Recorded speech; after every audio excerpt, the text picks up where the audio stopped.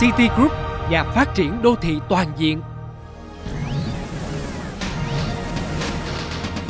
City Group, một tập đoàn đa ngành hàng đầu tại Việt Nam trong việc phát triển mô hình đô thị mới toàn diện.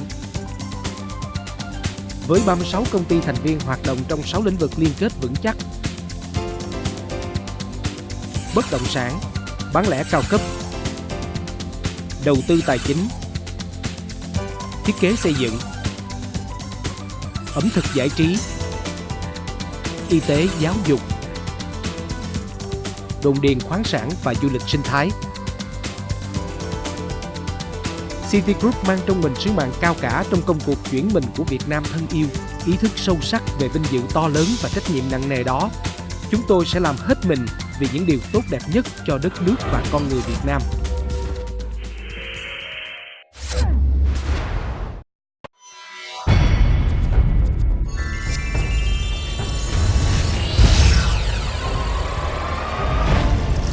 City Invest, một thành viên thuộc tập đoàn City Group và là nhóm những công ty đầu tư bất động sản hàng đầu tại Việt Nam. Với tiềm lực tài chính vững vàng và kinh nghiệm dày dặn trong nhiều năm liền, City Invest đã và đang đầu tư hàng loạt cao ốc phức hợp, khách sạn, đô thị mới để đóng góp một phần sức mình vào hình ảnh non sông Việt Nam đang ngày càng tươi đẹp hơn, sánh vai với bè bạn Nam Châu. Một số công trình tiêu biểu thuộc nhóm tòa nhà phức hợp trung tâm thương mại, khách sạn cao cấp, dịch vụ giải trí gồm có City Plaza Tân Sơn Nhất, City Plaza Sài Gòn, City Plaza Lê Văn Sĩ, City Plaza Emperor Nguyễn Đình Chiểu. Nhóm căn hộ cao cấp gồm khu căn hộ cao cấp Mikasa 18 Nguyên Hồng, khu căn hộ 259 căn hộ Điện Biên Phủ, khu căn hộ Nguyễn Đình Chiểu. Nhóm căn hộ dành cho giáo viên, công nhân viên chức gồm khu căn hộ Be Home Lê Minh Xuân. Các khu đô thị sinh thái, văn hóa, thể thao, giải trí gồm khu Hồ Sinh thái Vĩnh Lộc, khu Lê Minh Xuân, khu Phú Hữu, khu sân golf Củ Chi. Nhóm cao ốc văn phòng cao cấp gồm khu Bến Chương Dương, khu Võ Thị Sáu. Nhóm khu phức hợp, khu công nghiệp kết hợp hậu cần logistics gồm City Sóng Thần Bình Dương, dự án khu công nghiệp và đô thị dược, mỹ phẩm bao bì Củ Chi. Từ sự sáng tạo nỗ lực không ngừng, City Invest đang vươn lên vị trí dẫn đầu trong ngành đầu tư bất động sản tại Việt Nam và đem đến sự lựa chọn hoàn hảo cho một cuộc sống tốt đẹp nhất dành cho mọi tầng lớp nhân dân trong xã hội. City Retail, thành viên thuộc tập đoàn City Group, được xem là nhà sáng tạo phong cách sống mới hàng đầu tại Việt Nam. Sở hữu hơn 100 cửa hàng cao cấp trên cả nước. Bên cạnh việc xây dựng các trung tâm mua sắm cao cấp, hiện City Retail phân phối độc quyền các sản phẩm thời trang, túi xách, mỹ phẩm, nước hoa và các sản phẩm chăm sóc nail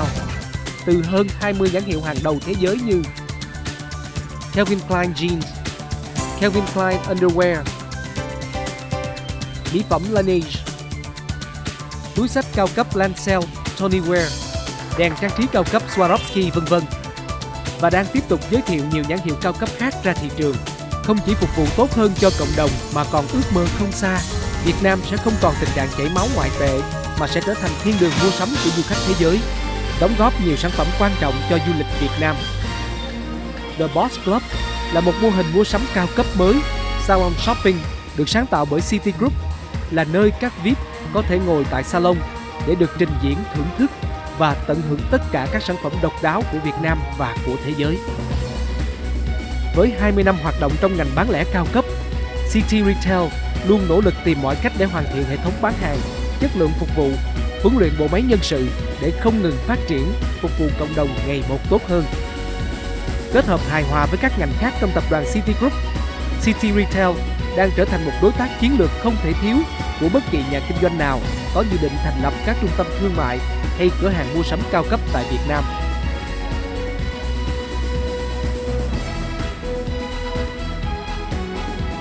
Ẩm thực và giải trí là hai yếu tố không thể bỏ qua khi phát triển ngành công nghiệp phong cách sống cho các đô thị hiện đại, cũng như ngành du lịch Việt Nam.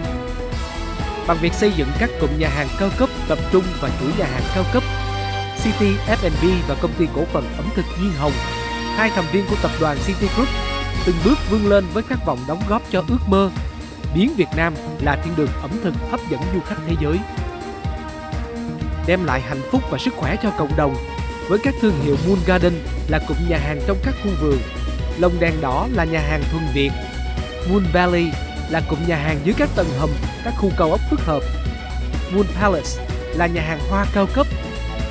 Đây không chỉ là điểm đến của các doanh nhân, ngôi sao điện ảnh, người mẫu, ca sĩ nổi tiếng, mà còn là điểm hẹn trao đổi nghệ thuật ẩm thực quốc tế của các nước.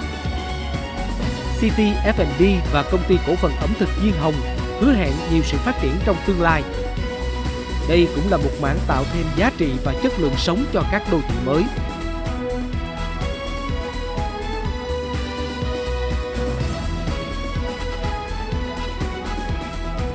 City Group còn liên kết với Megastar và Tổng Công ty Văn hóa Sài Gòn để mở các rạp chiếu phim cao cấp theo tiêu chuẩn quốc tế và các dịch vụ giải trí văn hóa khác.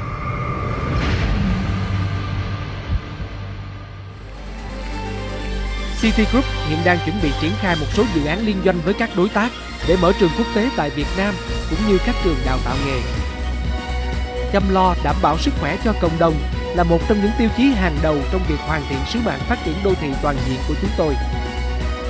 Hiện City Group đang hợp tác để triển khai dự án bệnh viện tại Phổ Quang, quận Phú Nhuận, dưỡng đường tại Phú Quốc và khu phức hợp trường y dược tại Bình Chánh, thành phố Hồ Chí Minh. Với mục đích mong giúp đỡ những người có hoàn cảnh khó khăn bệnh tật, chúng tôi luôn cam kết cao nhất với cộng đồng bằng các hoạt động đầy tính xã hội và nhân văn. Bên cạnh đó, City Group còn chú trọng các hoạt động M&A đầu tư vào sàn chứng khoán, đầu tư vào chương trình cổ phần hóa các doanh nghiệp và tìm kiếm cơ hội đầu tư vào lĩnh vực ngân hàng. Ngoài việc phát triển mô hình đô thị toàn diện, tập đoàn City Group đang tiếp tục xây dựng nền tảng tăng trưởng bằng hoạt động đầu tư chiến lược vào hai ngành tiềm năng của Việt Nam là đồn điền và khoáng sản. Với tổng diện tích được phê duyệt 79.000 ha trồng cọ dầu và cao su tại tỉnh Đắk Nông, Việt Nam và Campuchia, công ty Cao Nguyên Đông Dương, một thành viên thuộc tập đoàn City Group, đang tiến những bước ráo riết để hình thành các mô hình đồn điền kiểu mới, hiện đại, sáng tạo, đem lại nhiều đóng góp cho xã hội và giải quyết số lượng lớn công ăn việc làm cho người lao động. Công ty cổ phần Bình Nguyên Xanh, thành viên của tập đoàn City Group, với đội ngũ cán bộ giàu kinh nghiệm trong lĩnh vực khoáng sản và sự hợp tác kỹ thuật của chính phủ Bắc Úc, sự hỗ trợ của Bộ Tài nguyên và Môi trường Việt Nam, đang tiến hành thăm dò, khai thác khoáng sản một số khu vực tại Việt Nam và Campuchia với mô hình khép kín phủ xanh môi trường.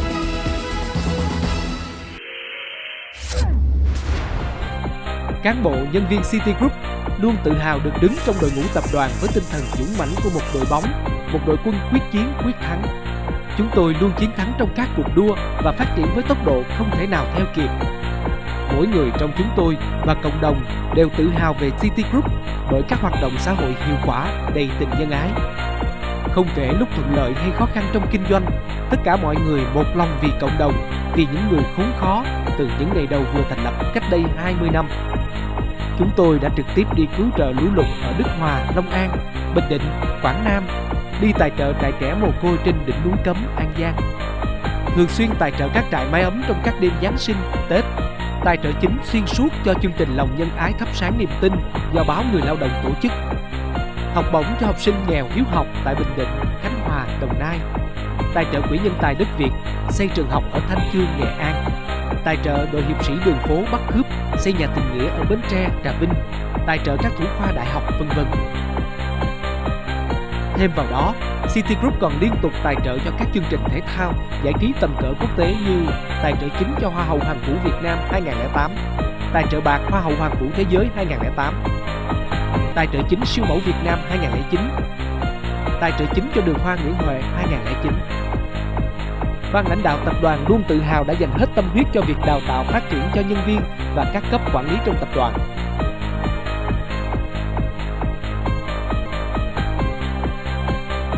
Trong lịch sử 20 năm hình thành và phát triển, trải qua nhiều khó khăn thử thách, nhưng chế độ phúc lợi của nhân viên City Group luôn luôn năm sau cao hơn năm trước, với hàng loạt ưu đãi khác về cổ phiếu, nghỉ mát, đào tạo, nhà ở, v.v.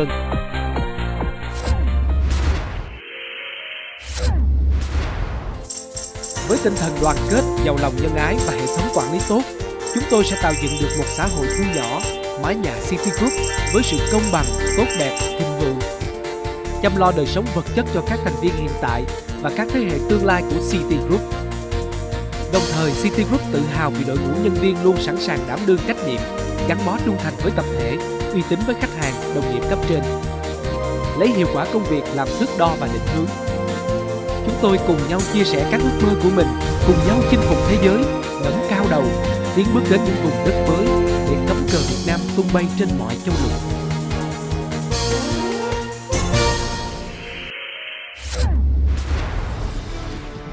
Từ những thập niên cuối cùng của thế kỷ 20, City Group trải qua bao khó khăn gian khổ, vượt lên bằng nghị lực mạnh mẽ, bền chí, bằng trái tim chân thành, bằng những cánh tay đồng đội. City Group đã bước một bước chân dài qua hai thế kỷ, 20 và 21 với tên gọi City, có nghĩa là Challenge 21st Century, thách thức của thế kỷ 21,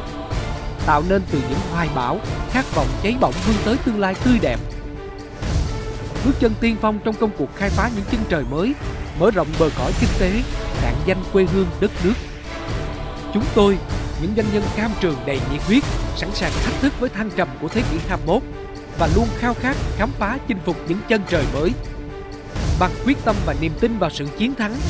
City Group sẽ làm hết sức mình vì sứ mạng cao cả, vì một tương lai tươi đẹp của quê hương dân tộc Việt Nam. City Group, nhà phát triển đô thị toàn diện.